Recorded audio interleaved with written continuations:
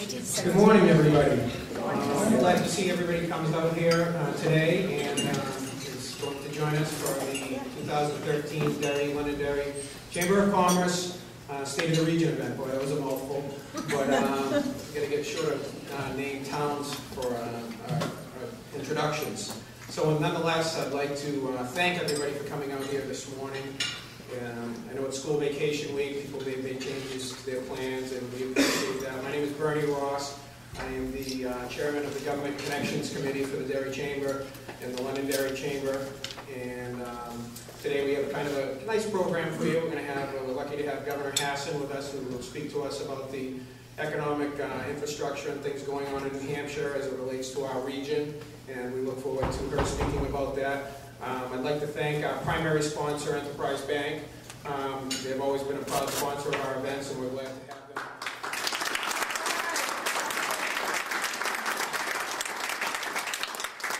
I'd also like to thank our supporting sponsor, PSNH. Again, they've always stepped up to the plate and helped us out with these events, and we are very grateful for having their support again.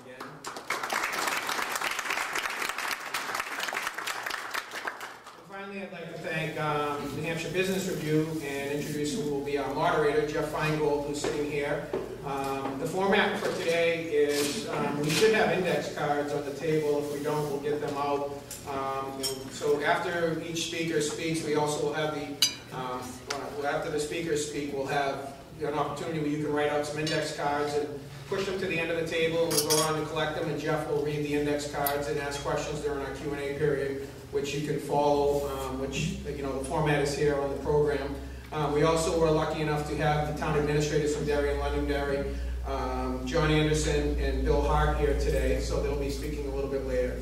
So if everybody's familiar with what's happening here, at this point I'd like to introduce Governor Hassan, and she'll speak to us for a little while.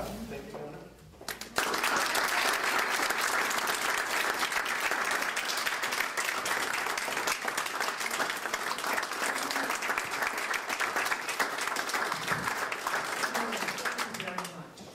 Thank you, Bernie, for the introduction, and thank you to the Greater Derry, Londonderry, and Londonderry Chamber of Commerce for hosting this morning's event, and for the work you all do to support business throughout the Derry and Londonderry region.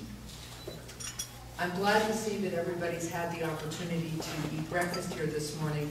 One of the great privileges that the governor has is fourth graders come to the State House on their field trips on a weekly basis, and I try whenever I'm there to talk with the kids, and we talk a little bit about civics, and we talk a little bit about what they like in school, and then I always give them time for questions. And in my first week in office, once the kids figured out I had just taken office, they started peppering me with questions about what was actually physically in my office.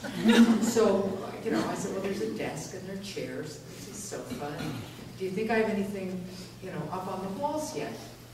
And they said, no. I said, no, I just moved in, so I really haven't hung any pictures on the walls yet. What do you think I should hang on the walls? And they started making suggestions. It was great.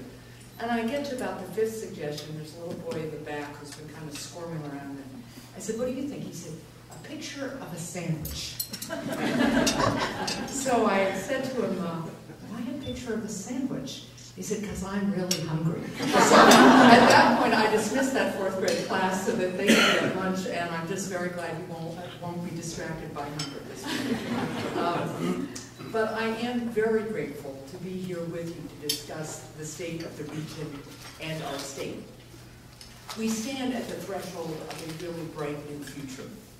We are as well positioned as any state to lead the country in innovative economic growth that will lift all of our people and is really going to define the 21st century. But we cannot sit back and just wait for an innovation economy to develop, risking our economic future by allowing other states to attract businesses and create good jobs. We must lead the way. Now is the time for New Hampshire to choose our own path forward, to build a foundation for a stronger, more innovative economic future that harnesses the greatness of our people and allows all of our citizens to succeed. I've presented to the legislature a fiscally responsible balanced budget with no income or sales tax that is focused on innovation, economic growth, and creating good jobs to support a strong middle class. It is a budget that begins rebuilding based on the priorities that are critical for an innovative future, ensuring that all of our people can receive an education and develop skills for good jobs, attracting and growing cutting-edge businesses, and sustaining our high quality of life by keeping our communities and people safe and healthy. It is also a budget that recognizes that we cannot address all of our challenges all at once in these uncertain economic times. But by making tough, fiscally responsible choices and by encouraging new innovations to make government more efficient, we have been able to present a plan to balance the budget while making critical investments in public safety, higher education, economic development, and healthcare. First and foremost, we must support New Hampshire businesses like those represented here today and attract new innovative businesses to create the good jobs that will drive our economy forward. Our economy is changing rapidly with growing sectors like clean energy, biotech, and IT. There are many businesses looking to expand or move to New Hampshire. Existing businesses who could use targeted tax credits to develop new products. Entrepreneurs who, with just a little assistance, are ready to turn a creative idea into a burgeoning business. One key component of our innovation agenda is the Research and Development Tax Credit, which helps businesses invest in new technologies that can lead to growth and job creation. In 2012 alone, more than 100 businesses in New Hampshire applied for the R&D tax credit, with the demand far outpacing the available funds for the credit.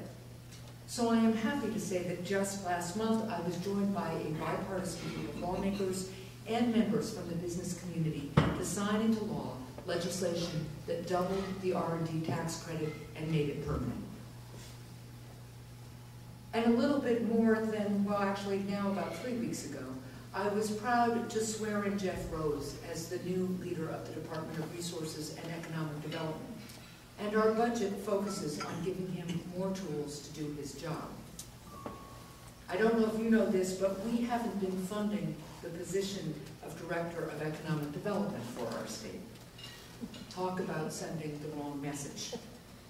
Our budget funds that position, invests in travel and tourism promotion, and begins revitalizing our international trade office to provide businesses with the technical support they need to compete and enter new markets around the globe.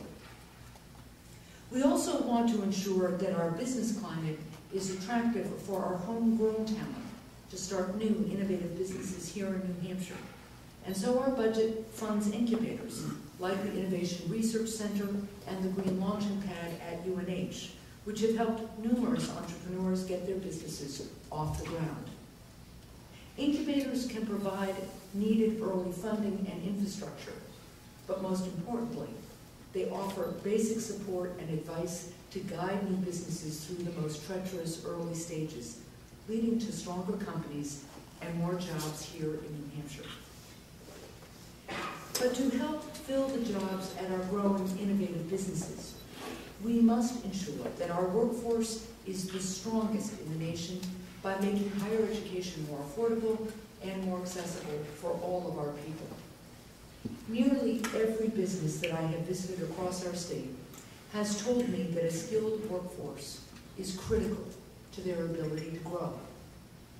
The drastic cuts made to higher education in the last budget have hurt our ability to train a highly skilled workforce and to give our people the bright future that they deserve. Our students and families face one of the highest in-state tuition rates for public universities in the country. The price for classes at our community colleges is also prohibitively expensive for many working students.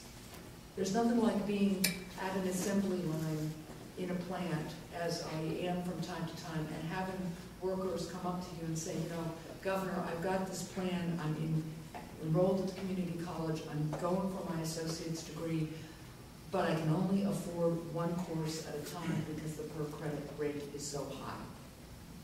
And I've too often heard stories like the one told me by a woman right in Londonderry, whose daughter went to UMass Lowell because Massachusetts out-of-state tuition is lower than New Hampshire's in-state tuition. That is unacceptable. If we hope to encourage job creation and innovative economic growth, we cannot keep losing our young people or fail to develop our workforce.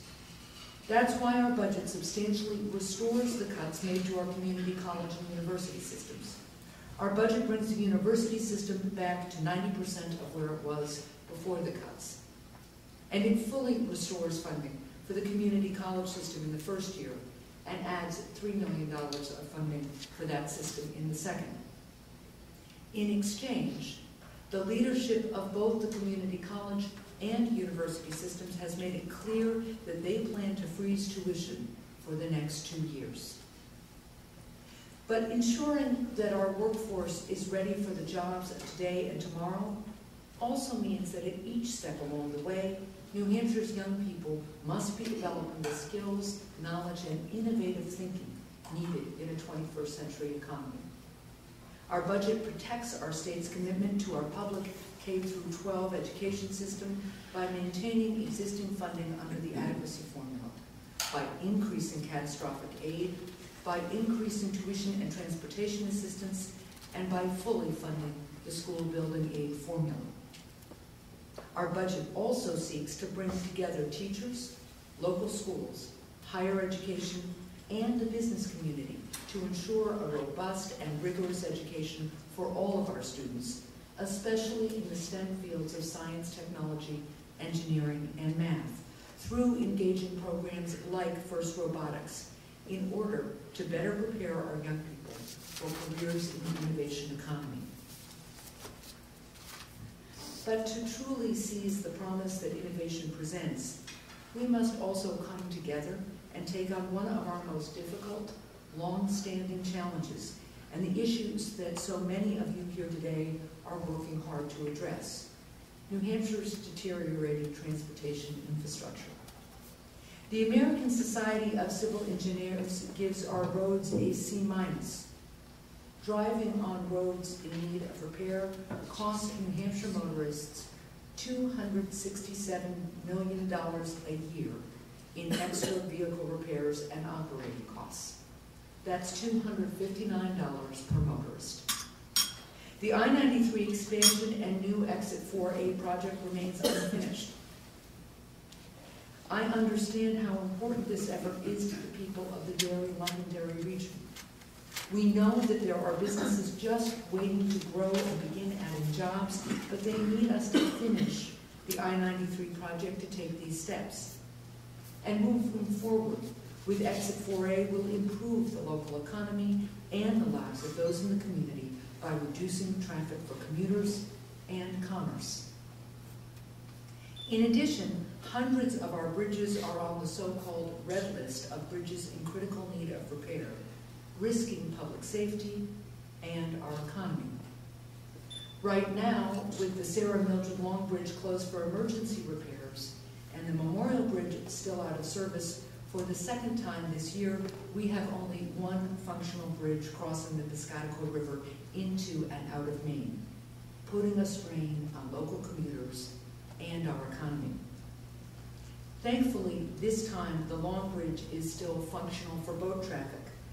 But earlier this year, when the bridge lift malfunctioned, oil tankers were stuck in place. If it weren't for the really quick work of very dedicated public employees at the Department of Transportation, work that back in January when the Sarah Long Bridge failed due to cold weather was really, really dangerous and difficult. You had to walk out to the middle of the Sarah Long Bridge on the railroad trestle that goes underneath it. These guys were working in single-digit temperatures, high above open water and really high winds. These are our DOT employees, and in a period of about 3 days, they managed to get the bridge operational again. But what people may not know is that during that time there were oil tankers stuck in place because they couldn't get under the bridge. So just think about what a long delay in that repair could have done to our local energy prices as our oil supply sat idle on the water. Maintaining and repairing our state's roads and bridges and funding transportation projects are absolutely crucial for our economy. Creating a solid, modern infrastructure will attract new businesses and industries while helping our existing businesses grow, transport their goods, and create new jobs. But as it stands, we barely have enough money to do the very minimum, patching roads and bridges together, plowing our highways, and keeping state troopers on the road. Our Transportation Trust Fund faces a $740 million shortfall over the next 10 years. There are no more one-time fixes.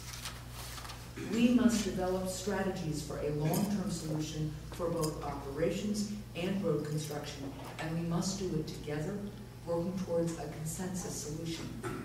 What I'm encouraged by is that for the first time in quite a while, we have seen a bipartisan, bicameral recognition and commitment that we need to find a way to pay for important transportation projects. Both the House and Senate have passed their own proposal, and I will continue to encourage the legislature to work together and find a consensus point on a long-term solution to our infrastructure challenges that can pass both the House and Senate so we can begin to improve our roads and bridges and finish I-93, including Exit 4A. Our economic success will also depend on our efforts to maintain our high quality of life as one of the safest states, healthiest states, and most livable states in the nation. We cannot walk away from our responsibility to provide the basic services that are critical to the overall well-being of our families, our businesses, and our communities. Our balanced budget seeks to improve the health of our communities, in part by accepting $2.5 billion in federal funds to expand Medicaid. An independent study concludes that these funds will help thousands of individuals and families access health coverage, create an estimated 700 jobs here in New Hampshire, and save the Granite Staters more than $92 million. The federal government will provide 100% of the funding for the first 3 years of expanded Medicaid and no less than 90% thereafter. And the federal government has historically fulfilled its commitment to the Medicaid program. Both Democratic and Republican governors across the country agree it is a good deal that will help more families access health coverage while boosting our economy. As we expand Medicaid, my budget also begins reversing the massive tax increase imposed by the last budget on New Hampshire's hospitals, which has put a strain on their ability to maintain their operations. It's unfortunate that the budget that the House of Representatives just passed goes in the opposite direction on this issue, relying more heavily on hospital taxes to pay for the general fund, something I hope that we can address as the budget process continues to move forward.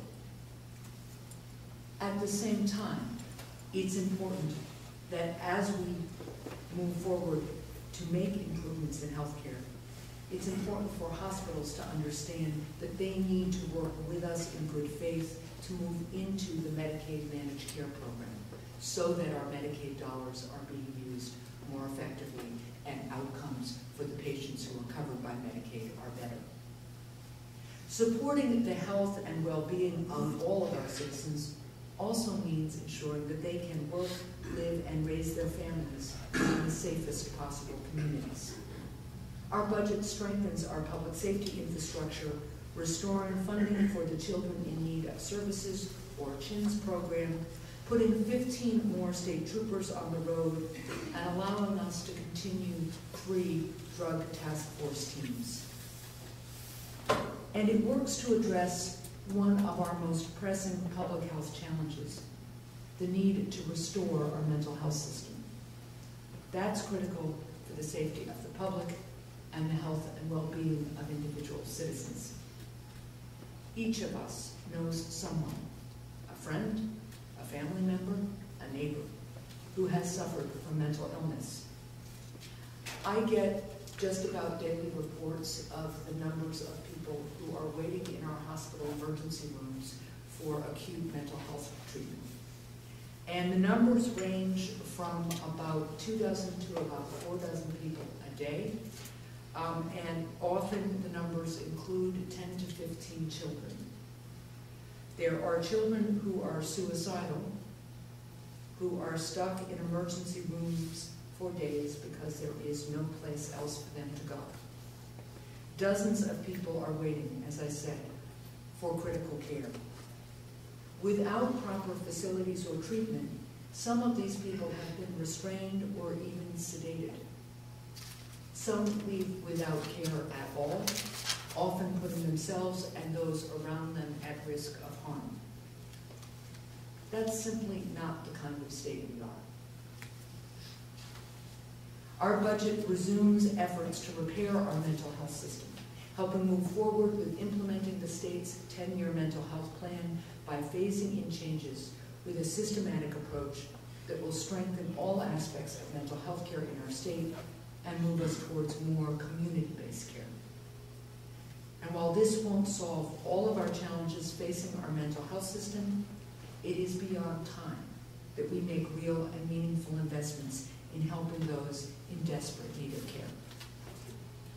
As we make this progress, we must continue to reform state government, and our budget moves forward with efforts to make state government more innovative and efficient, including an initiative to bring in the best minds from the private sector to help make recommendations on how we continue to improve state government operations. But we cannot balance the budget through efficiencies alone. We must identify sufficient revenue to protect our priorities and help build an innovative economic future. We kept state general fund spending 7% below 2008 levels when we developed this budget. We turned away $500 million of funding requests from agencies in developing this budget.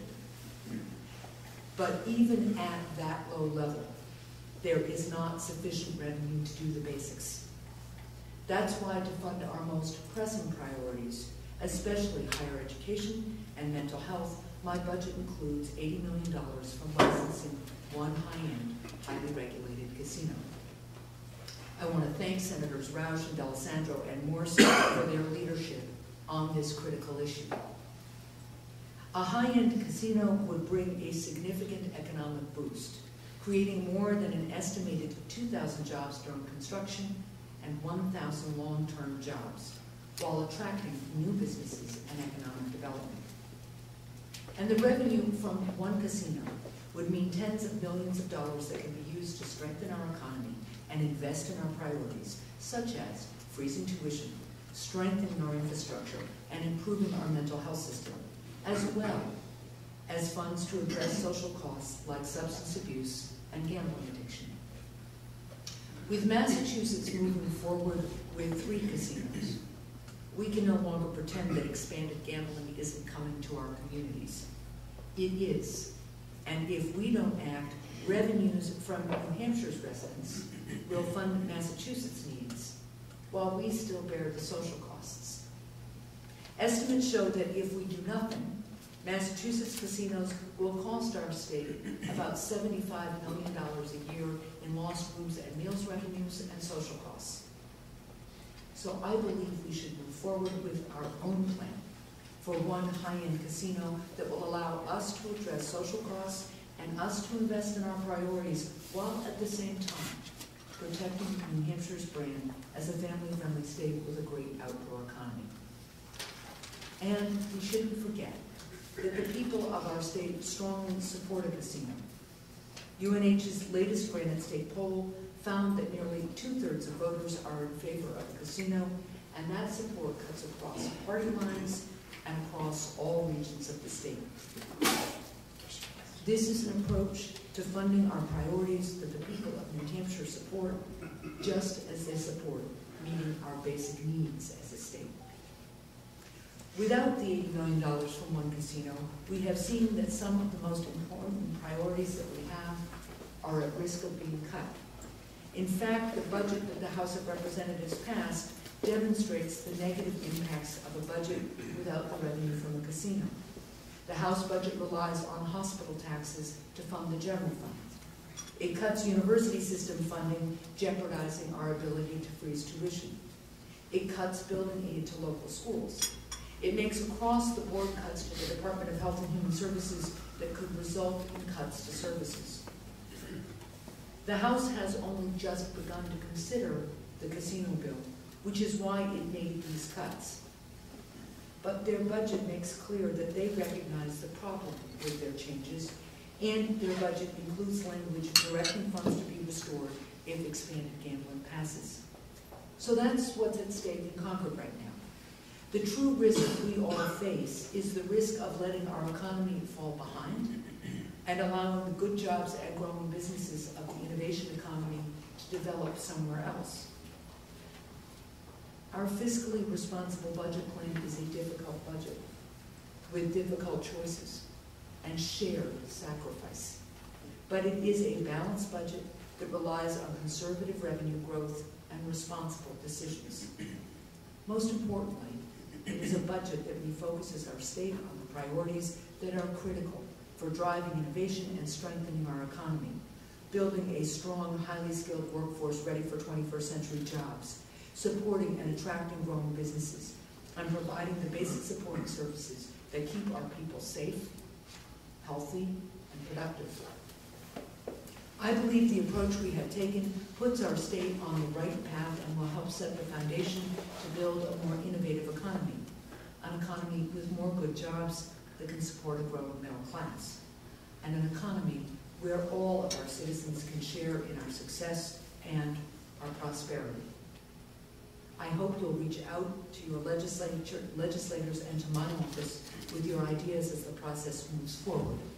I want to make sure that all voices of all Granite Staters are heard loud and clear so that all of our communities can share in our bright economic future.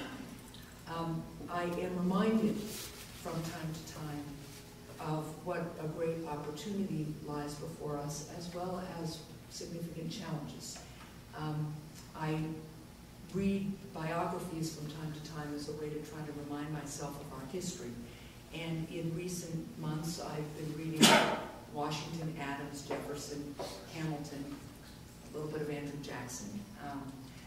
I am reminded when I read those biographies of the mission that our founders gave us. And the mission was really unique and at the time truly revolutionary, because our founders basically said, if you respect the individual freedom of every single person, if you unleash their talent and energy by making sure that they are free,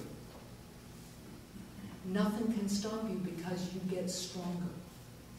Now, we were imperfect at honoring individual freedoms and liberties 237 years ago. We have been making great progress with every generation as we move forward. But the thing that was really revolutionary was the idea that we could honor individual freedoms, be a self-governing people, where ordinary people had an equal seat at the table. This was considered absolutely crazy. And even more crazy, and the British would have said more arrogant, was the notion that as we did this, as we experimented with self-government, we would become an economic leader and powerhouse. Nobody had ever done this in the world before.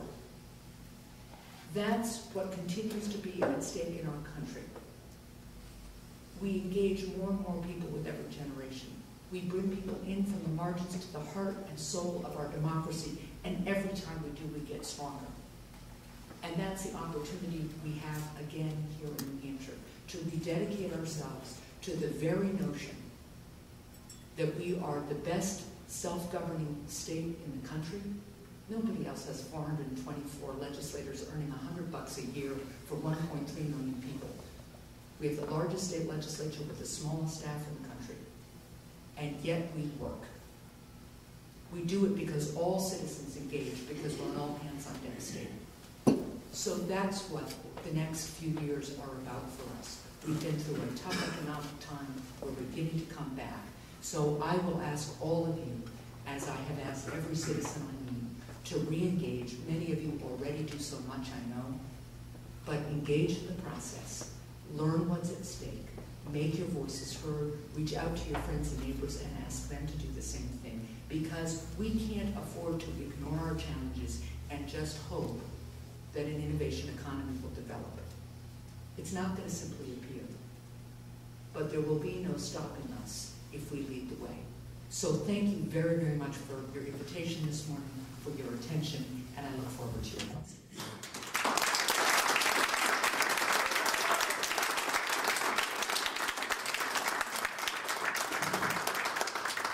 Just a reminder, hold your cards up if you have any questions.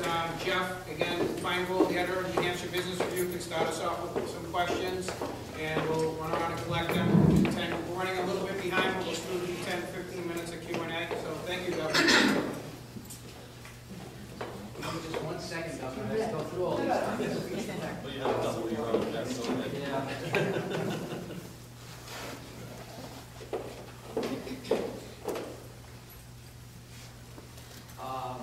Actually, I have a question for you about the funding of the infrastructure improvements, because if you look at what the House and the Senate have done, they're just on different roads, no pun intended. And the House has the gasoline tax. The Senate has basically said, we don't want a gasoline tax, we want to fund this with casinos. What happens when we get to June and there's insisting on these two different paths? What do we foresee? Well, first of all, thank you for being here, Jeff, and thanks for the work that New Hampshire Business is continuing to do for the whole state. Look, what is important is, first of all, that both bodies and both parties have recognized that there is a need to fund our infrastructure. We actually, in the past few years, have not agreed on what the problem was, and I think there is agreement now on the need to come up with major funding for infrastructure completion and improvements. What I am encouraging the House and Senate to do is to continue to talk to each other and understand what they think the scope of the funding challenge is, and continue to find that consensus point. I don't think they're there yet. I don't think that I think there are people in the House who are open to expanded gambling, but are unlikely to want to dedicate as much of the gaming revenue to infrastructure as the Senate has indicated they would like to do. And similarly, while I think many senators have indicated their concern about the level of gas tax increase in the House bill, I think again that they know we do have to address the problem. So, we've got another 6 weeks of the budget process to get through, and I think you'll continue to see conversations. But this is where citizen involvement can make a real difference, because I am quite sure that many senators feel that they are doing what their constituents want, which is, none of us like tax raises. I am very sure that there are House members who are doing what they think their constituents want in saying no to casino funding for an infrastructure. And if people think they should come together to reach an agreement, they should reach out to their House members and to their senators and let them know. Speaking of the casino, we have a few questions here, surprisingly, about it. I will try to combine a couple of them. How do you define a high-end casino versus other casinos? And why are you proposing only one when New Hampshire can likely support more than one? Thank you for the question. So, generally the way you define a high-end casino is really you look at the amount of capital investment that the licensee will be required to make for the casino, because what our market analysis shows, what the Governor's Commission from 2009 showed, is that there is a market in our part of New England, especially near the southern border of New Hampshire, for a destination casino. And so the bill that is before the House right now that the Senate passed requires a minimum capital investment by the licensee of $425 million. What we're seeing in Massachusetts, where there are 3 casinos planned, 11 bidders, and all of the bids are coming in at above what the minimum capital investment is requiring in the Massachusetts licenses. So I define it by what kind of minimum capital investment we're asking people to, or requiring people to make. $425 million is considered a hefty amount that would be used to develop what's considered a destination high-end casino. It's magnitudes greater than the capital investment required, for instance, in Maine. So it's just a very, very different kind. In terms of why only one, market analysis shows that there really is a strong market for a casino near the southern border, and that can leverage a great deal of profitability and thus for revenues for the state. When you begin to dilute it by having other locations within New Hampshire, market analysis shows that you really do weaken both entities. So I think it's important to look at just having one, and I think that that's where the people of New Hampshire also are. Do you have an idea where you'd like to see this casino located? I've said in southern New Hampshire, I think it's really important that we have a competitive bidding process. I want to get the best deal we can possibly get. And one other question about casino-related question. Have the increases in organized crime and addiction been considered and budgeted for in the development of a casino? There is, I think it's important for people to have up-to-date information about the casino industry in the United States. I don't think in recent years we have seen an increase in organized crime around casinos. There are a lot of legitimate businesses that run casinos. I do think you see some increase in social costs, but again, we are going to see them with at least 3 casinos in Massachusetts. There is not a magic shield at the New Hampshire border. So people are going to go down, as they do now, go down to Foxwoods or go over to Maine to gamble and then come back to our state where they live. And the impact of the social costs will be felt. We do, in the proposal that's before the legislature, require a certain percentage of the revenue to go to local communities that would host the casino. The local communities have to vote, the community where it would be sited has to vote to accept it. Then they and surrounding contiguous communities get a percentage of revenues to deal with the additional costs that come with not just gambling, but any time you bring that many people into an area of the state. So that's, those are things we've considered very carefully. One of the other questions I sometimes get is what kind of experience or what kind of personnel do we have in place to regulate a casino? It's something in New Hampshire. And our current director of the New Hampshire Lottery, before he became executive director of the New Hampshire Lottery and worked in other, I think he had another lottery-related job before he came to New Hampshire.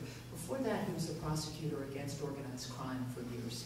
So he has really good experience in this kind of regulation. The lottery uses a computer system very similar to what you use to regulate video slots, to regulate the multi-million-dollar New Hampshire Lottery. So we do have good experience and depth in the state to go at this the right way. I have another couple of questions that are related, and part of me thinks this is a softball for you, but the New Hampshire House budget includes a number of increases in taxes to New Hampshire families. How are families who are trying to make ends meet going to be able to manage those increases? And do you believe that a budget with higher taxes and fees will hurt middle-class families and small business? The New Hampshire House budget includes a tobacco tax increase, which my budget also included for a couple of reasons. One is that the last legislature cut the tobacco tax by 10 cents, arguing that it would improve sales and therefore increase revenues. That didn't happen. Meanwhile, we are still the lowest tobacco tax in our region of the country, and what I know is that when you raise tobacco taxes, you keep young people from starting smoking. The correlation is absolutely compelling. So I think that tax, that raise in the tobacco tax increases health, decreases costs, and would still keep our tobacco tax the lowest in the region.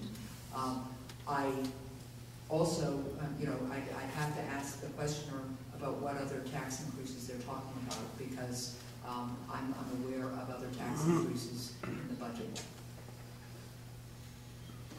Yes, I'm aware of it as well, so. Let's move on to something else, education. Charter schools. Yeah. We are fortunate to have our first high school charter school opening in September. That's in Derry, right? Yes. Demand for slots was twice the capacity available. That's not slot, it's like Different. Will funding be restored for the opening of additional charter schools? I included funding for additional charter schools in my budget. I believe in public charter schools. I also believe that if the state's going to fund charter schools, that we need to make sure that we fund them in a way so that various parts of the state all have access to charter schools, so they're not all just kind of clustered in a haphazard way, and that we need to have a deliberate process for planning enrollment in charter schools, because one of the things that's happened over the last decade is that as charter schools have started and gotten successful, they've come to the legislature and said we need funding for X number of kids, and then the next year they said, oh, we're actually, now we want 2X number of kids, which I understand, but we do have to be able to plan for this, because there is an impact on more typical public schools. As you begin to fund charter schools, you sometimes end up decreasing funding for other schools whose overhead doesn't change. So that's one of the challenges we have with charter schools. The House cut that funding for additional charter schools. I am working with legislators in both chambers, in both parties, to try to restore funding. Again, with the help of a casino license, we should be able to do that for public charter schools. I think they're a very important component of public education in New Hampshire.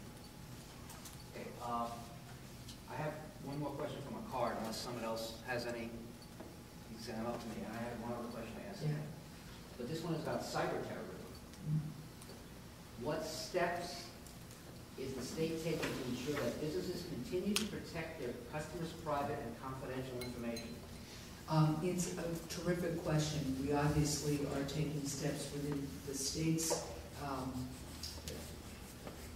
IT infrastructure to address the threat of cyber terrorism. I think it's one of the things that our new Director of Economic Development, Commissioner of Economic Development, Jeff Rose, should be working on with small businesses. One of the things we are trying to do is increase funding in that office so that they can give technical assistance, especially to small businesses that may not have the kind of infrastructure or resources to, fully research and understand and incorporate and adopt anti-cyber terrorism measures. So this is the second chamber that's asked me the question, and I'm going to ask Commissioner Rose to undertake a real review of what we are or are not doing and how we can work together throughout our communities and our state to combat this. It's a real issue. The other question I did have, is this okay? Go. Last year, for the State of the Region breakfast chamber meeting, big topic was Pennyville Road. And I was wondering if you could explain to us your take on it. Where is it on your radar screen in terms of funding the road, the access, and the whole thing? Because we had a story in our paper actually a couple of months ago about the economic impact of this development would be maybe even the equivalent of peace. I mean, we're talking about thousands of potential jobs. Well, I am certainly committed to making sure that we have the kind of infrastructure in place that would attract that kind of development. So what I'd like to do is get you a more detailed response after I check in with my Commissioner of Transportation, Chris Clement, who is more on top of this than I am, and I don't want to discuss details that may be a little bit outdated. Okay? Seems fair. But I'm happy to do it. I will happily follow up with you and get you a more detailed response. Well, thank you very much. Unless anybody else has any more.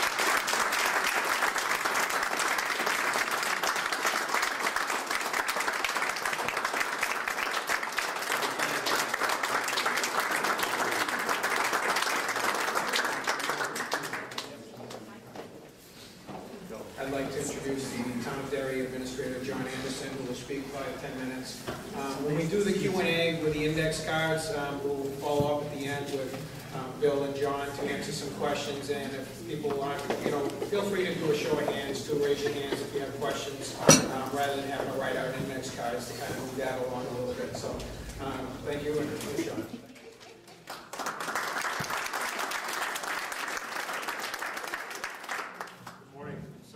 So many familiar faces. My favorite time of the day after budget hearing after budget hearing. The town of Derry is in pretty good shape.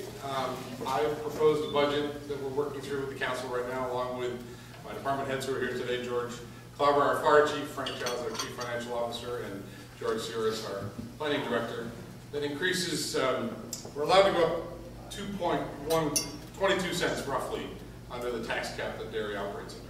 Just want to tell people a little bit about how Derry works. Derry is a city form of government that works as a city on the town side and works as a town on the school side. So we have traditional town meeting for our school budget, which is $82 million. It'd be nice if I saw some of you who live in Derry at the next school meeting. There were 83 of us who showed up at the school meeting this year. We voted on an $82 million budget, where we increased it by another $800,000 by a vote of 49 to 34. I'm not sure that's the best way to make a school budget in this day and age of $82 million. Turning to the town side for a second, the town budget's a little under $42 million with some enterprise funds for water and sewer. We've done some exciting things. Jeff, your question about Pettingill Road reminds me of the project that we just completed in Derry on Manchester Road, and we heard from many of our friends on Monday and Tuesday when we finish up the paving up there on Manchester Road of a $4.6 locally $1 million project to increase capacity on Manchester Road for our citizens and guests. And I'm struck every day by the comments the governor made about Exit 4A, and Senator Roush and I talked about it a little bit this morning before he left. Certainly Exit 4A will benefit both Derry and Londonderry. For those of you who have spent any time on Broadway watching the mammoth trucks drive down our street, our main drag, and sit there and tie up traffic every day in our very rush hours, the Exit 4A option for the town of Derry and Londonderry makes an awful lot of sense in the future. A couple of things that we're doing in Derry as well in the future is we are under construction. We're about to go out to bid next Tuesday, Frank, correct? The 30th? We're putting $4.8 million worth of bonding on the street to build a $3 million new transfer station and to invest about $1 million on Rockingham Road in some infrastructure improvements along with some water and wastewater improvements as well. The council is working through the budget. As I said, we need to have a budget by the end of May. Our fiscal year begins July 1st, and the budget I proposed increases taxes by about 9 cents on our citizens. The council's action so far is at the end of the evening last night had it down to a 4-cent increase, but they've all indicated that they believe the Taylor Library is a great place to spend $176,000, so that would increase it again back up to about 12 cents. So we'll see where the process ends when we get done, but we're doing our best to try and live within the tax cap in the town of Derry to keep the town portion at least. We are capped in what we can do. We continue to do more with less. The fire department's budget was last night. They took the council voted to take $50,000 worth of overtime out. We, on the administration side at least, believe that in this day and age, reducing anything for police and fire is not really a good way to move forward. We know what our struggles are. We know that we have drugs as a problem and an issue in our communities, and all of the related issues that deal with it on our EMS side. It really doesn't make an awful lot of sense to us to do that, but we are merely the administrators, and the elected officials get to make those decisions in the end. So with that, I'll end. I know we're tight for time, and I'll turn it over to Bernie, and I'm looking at Bill, and come on up, it's your turn.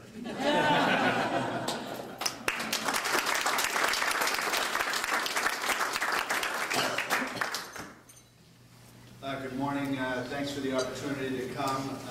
There are a few familiar faces here for me. As many of you know, I'm the police chief, and I'm only playing a town manager on TV, and have been for the last year. Londonderry, much like Derry, is poised for real growth as we come out of this difficult economic time. we have had an eventful year and getting ready to hire a new town manager. We're getting ready to go through that interview process now. During the year that I've filled in as town manager, we've made some changes that I think benefit the community. You know, as with any change, you know, you think it's going to happen immediately, but the long-term benefits come only after you have some time for those changes to take some root and to grow. One of the changes that we're most excited about is a real innovation in how we deal with the issue of economic development, which is something that no doubt you folks are most interested in.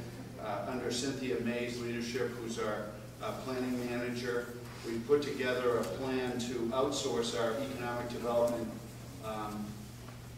work, thereby reducing the cost to the taxpayers, but also we hope, and with a lot of commitment on our side and hard work on the planning side and our political leadership side, we hope that the delivery of benefit to the Londonderry taxpayers and to the region will be significant. And why do I say to the region?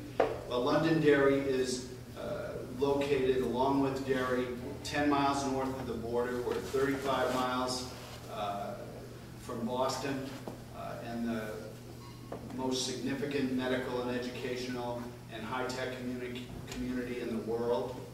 So it's a great place to live. But we're hoping, because of two important developments that are coming down the road beginning this year and in the succeeding years, that Londonderry and indeed Derry will become a place that not only can you live, because it's the safest place in the safest state in a very safe country, but you can work there too, and that you can enjoy the benefits of life in Londonderry as well. What am I talking about? I'm talking about the far southeastern section of our community that borders Derry at exit 4 and will include, I'm excited to hear the governor talk so positively about exit 4A, will include the exit 4A interchange, and that's the Woodmont Commons development, which is now making its way through our planning board process. We are excited to be working with this potential partner, and provided, of course, that it makes its way through that legal process over the next few months. Cynthia and her team, along with the Woodmont Commons team, have been working very closely together to assure that this is the kind of place that belongs in Londonderry and will help and benefit our vibrant community. The second place that I'm very excited to tell you about is the northwest corner of our community, where Manchester Airport has 7/8 of its location. And that is the potential for the Pettingill Road project, which would connect the current Ray Resort Drive, which is the airport access road, into Londonderry, and open up about 600 acres of potential development opportunity. Obviously, these things are hopes for the future, but with each passing day, those become projects that are closer to reality. One of the things that I've seen, and I'm hopeful that the following town manager gets to see more of, so I can go back to being a police chief, is that day by day people are inquiring about Woodmont, day by day people are inquiring about Pettingill Road. Meetings are being scheduled, people are coming together, and this is something we just didn't see even as short a time as 6 months ago or a year ago when I took the job as the acting town manager. And frankly, we didn't hear about it at all 2 or 3 years ago. So what I think is happening here for you as business members of our community and for us as residents of this area is we are sitting on the top of a wave that's about ready to break. There is a lot of pent-up demand, there's a lot of opportunity, and I'm hopeful to be a part of it, as I know you are, and I'll take any questions with John that you may have. So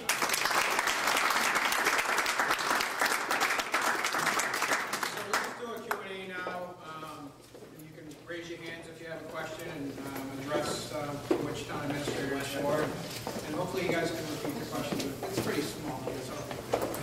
Well, for the bills, I'm Joe Friedman with Brook Properties in Salem, New Hampshire, and I was wondering about Pettingill Road. And is there any town money that's going into it, or are we waiting for the state? I heard the question earlier about, is the state doing anything? I'm just not sure how that's, what the time frame of that would be, or what we're hoping for. Well, I like to be direct, so I'm going to be direct. Today, April 26th, there is no town money going into that project. And let's be frank, it's the will of our political leadership to say that Londonderry is ready to participate in a partnership that will afford growth for the private businesses that are going to locate up there. But their feeling is that we want to partner rather than put it in and hope for the best. So we're ready. We're really excited about the opportunity. There isn't a meeting that goes by where this isn't talked about, but we feel it needs to be a partnership of the common interests in that area that are going to benefit, much like the town is going to benefit. So that'll be the honest answer right there. Not all at once. I have a question for you. As a lifelong resident of Derry, went to Lincoln Academy in 1984. I've seen a lot of things in this town, but a lot of things stay the same. And so you're writing the budget. What do you, from your own thought process, how can you, we have a 2/3 budget for the school system. We try to economically develop, the tax base on the industrial, commercial side. What do you see as solutions long-term to try to shift the burden in another direction? Jokingly, merge back with Londonderry.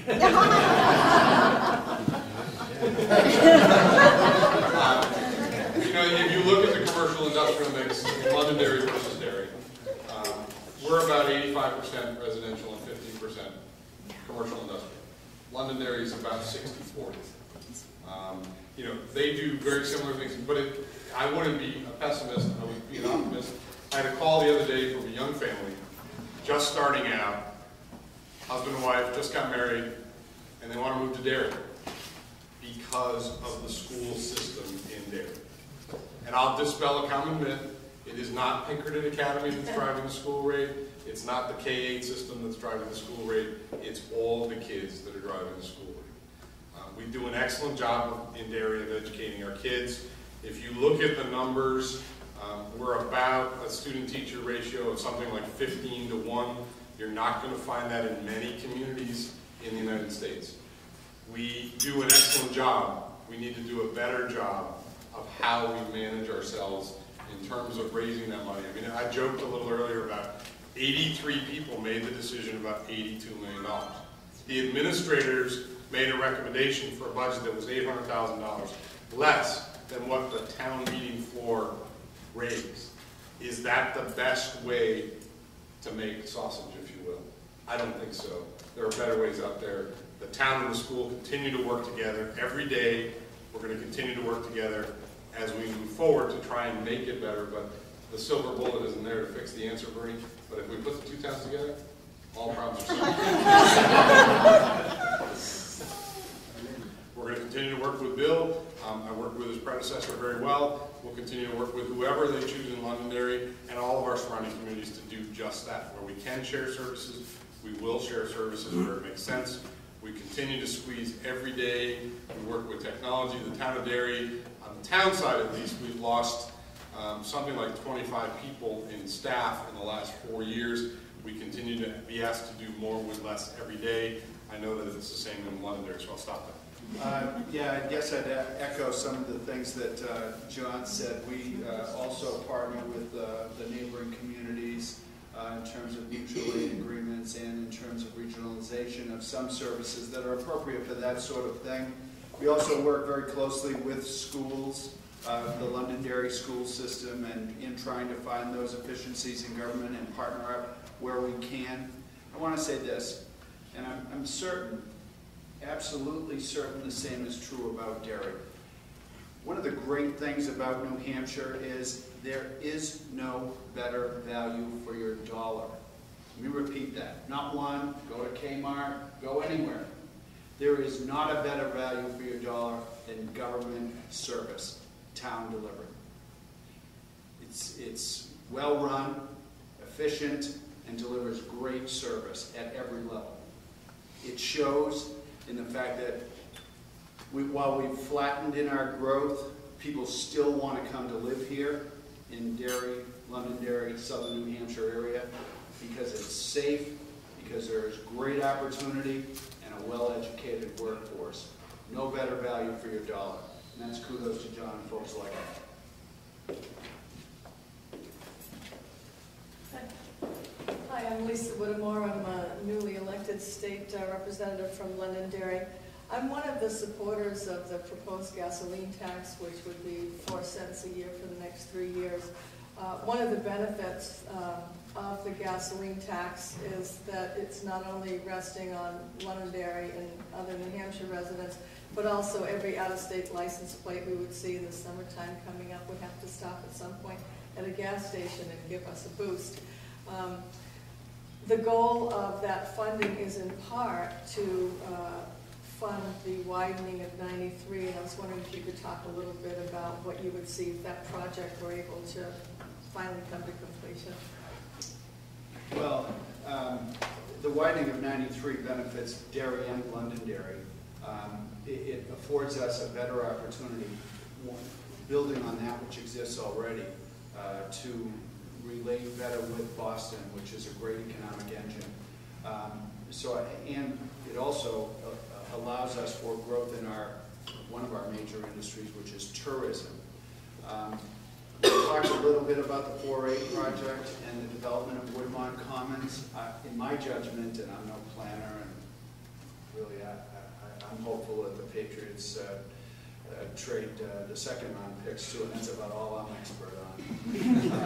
But it does seem to me that those projects, 4A and Woodmont, would be enhanced by a widening of 93. So I hope that answers the question, John. I would tend to agree as well. I think the widening of 93, it's the one issue that I've heard over and over again. I think it was the first meeting that Bill and I went to was a 4A meeting where we got to spend a lot of time with planners and consultants. But 93 is the one thing we hear over and over again. I support you, and I support Senator Roush and Senator Morris and Senator D'Alessandro. We need to find a way to fund that. Right now, you talk to our citizens, we have a ton of people who live in our communities who commute every day to Manchester, to Nashua, to the south when they cross the border into that dreaded state the governor mentioned below us, where some of us grew up, and went to school, Bernie. And, you know, it's a magic, you look at it now, I mean, if you travel down there at night, or for those of us who don't have to commute, thank God, you travel that road, you get to the Massachusetts line, you get to Salem, you get to the construction, and it just becomes a bottleneck.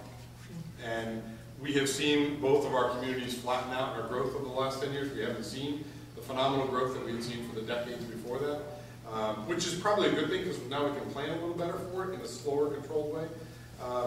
But we'll see that once 93 gets widened. The people are saying we want to come, but we can't get there. And until we fix 93, including 4A, for our region particularly, we're not going to solve the problem. So we support all of you in whatever efforts you can do. I know that Senator Roush continues to talk about the small amount of money, and we're going out to bond next week on a $4.9 million bonding issue, and we're refinancing the municipal center to go from about a 5% bond down to 1.75. There is no better time to borrow money. You cannot borrow money cheaper than you can borrow it today. In my lifetime in this business, in my 31 years in this business, I have never seen money this cheap. Yes, the flip side is we don't get anything on our investments. But I would agree with Bill's statement earlier.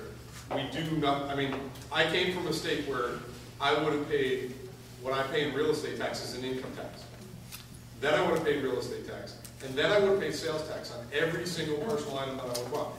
But a lot of our people have never lived anywhere else. They don't understand that. It's a good value. And part of that is we send out a tax bill twice a year. For those people who don't have it escrowed and have to pay for it themselves, that's a big number to come up with twice a year. We might be able to figure out a way to maybe go to quarterly tax billing or something that allows people to budget a little bit better. How to figure out how to pay this. I mean, paying $4,500 twice a year is a big number for a lot of people to come up with if you haven't planned for it.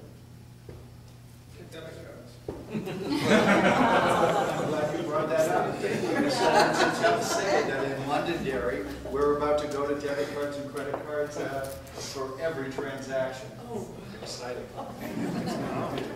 And he's excited about that because he's a police chief and he's going to go back to being a police chief and not have to figure out where you're going to find the revenue to cover the hole in the credit card. Credit cards, debit cards will probably be the same way in Derry with debit cards very soon, and credit cards for the smaller transactions. The biggest problem with credit cards for taxes is where do you pick up that? Everybody else in town has to pick up that 3% convenience fee you pay if you let people pay their taxes with a credit card. Somebody's taking a hit. So how do you figure those things out are the hardest things to do. Maybe one more question, if that's it, we can call it a wrap. Anybody else have a question? Liz? Liz? No, go ahead.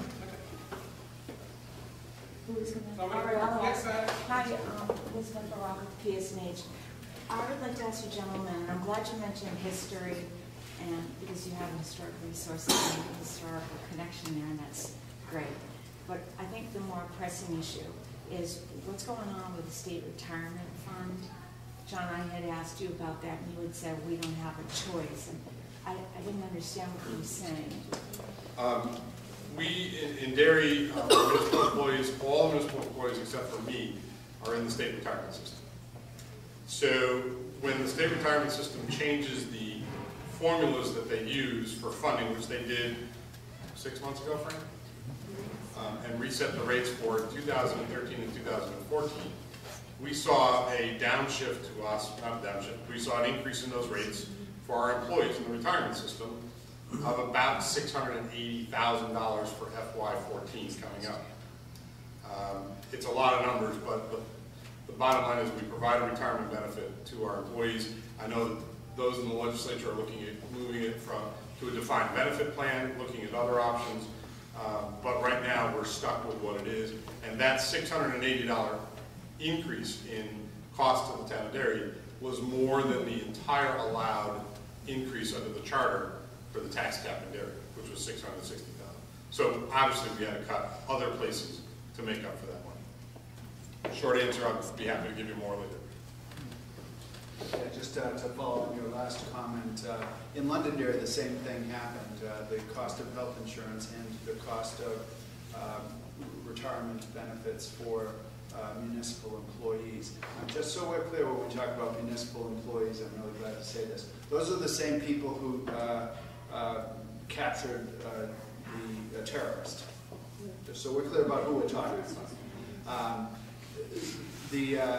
Those costs increased by 20% larger than our default budget. So it was really dramatic. Okay, well that should be a wrap.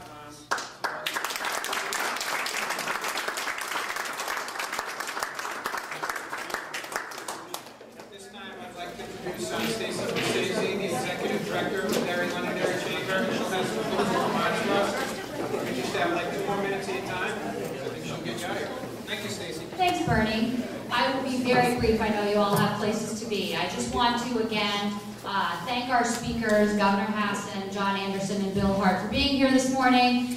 Because of you folks, we can stay informed and make great decisions in our communities. I also want to thank once again our sponsors for this morning's breakfast, Enterprise Bank, PSNH, and New Hampshire Business Review. Thank you, as always, for your support. And I also want to give a special thanks to our Government Connections Committee, who keeps bringing us great programs and allowing us to have access to state and local officials. Lastly, I'd just like to say that the Greater Derry Londonderry Chamber of Commerce is working very hard to continue bringing you relevant and impactful information and programming, and your feedback is very important to us at the Chamber.